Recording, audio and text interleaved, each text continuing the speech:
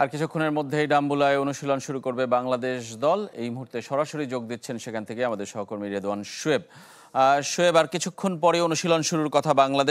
বাংলাদেশ দল মাঠে এসেছে কিনা সেটা জানতে চাই। এবং আজকে ম্যাচ পূর্ব সংবাদ সম্মেলনে কোচ যেটা বলেছেন যে আসলে বাংলাদেশের এই ধরনের খেলায় তিনি পছন্দ করছেন না, পরিবর্তনের কথা বলেছেন।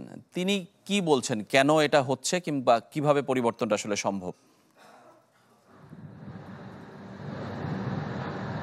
রেজওয়ান, ইতিমধ্যেই দল মাঠে এসে পৌঁছেছে, তবে তাদের অনুশীলন শুরু হয় আপনি যেটা বলছেন যে বাংলাদেশ সময় 8:30টার সময়।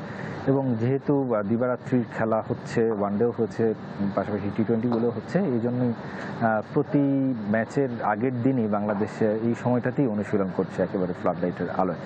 আর একটু উইকেট নিয়েও জানিয়ে রাখতে চাই যে এখানে পেসারদের জন্য যারা শুরুতে যদি বাংলাদেশ বল করে থাকে সেক্ষেত্রে পেসাররা তাসকিনরা একটা ভালো সুবিধা পাবে যদি মুস্তাফিজ কালকে খেলে থাকে সেক্ষেত্রে। এবং শেষের দিকে এসে আবার যখন ফ্লাড লাইটের আলোয় খেলা হয় কিংবা বেলা যতই গড়াতে থাকে সেক্ষেত্রে স্পিনাররা কিছুটা হলেও সুবিধা পায়। তবে অন্যান্য ভেন্যুগুলোর তুলনায়, অর্থাৎ কলম্বো এবং পাল্লেকেলের ভেন্যুর তুলনায় এখানে কিন্তু রানের গড় যদি আপনি দেখেন অনেক বেশি। এখানে প্রচুর রান হয়, একটা বড় স্কোরিং ম্যাচের, হাই স্কোরিং ম্যাচেরই একটা সম্ভাবনা আছে। আর আপনি বলছিলেন যে কোচের কথা, কোচের এবং আমাদের প্রশ্ন কিন্তু একই জায়গাতে। এখন যদি কোচে একই কথা বলেন যে আসলে আমরা সবাই জানি ভুলগুলো কোথায়, তিনিও সেই একই কথা বলেছেন যে পাওয়ার প্লেতে নিয়ন্ত্রিত বোলিংয়ের কথা বলেছেন, ব্যাটারদের দায়িত্ব নিয়ে খেলার কথা বলেছেন।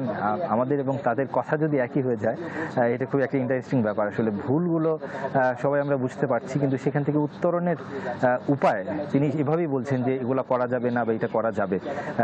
তার কথা আসলে সাধারণ মানুষের মধ্যে অনেকটা শোনা গেল আজকে।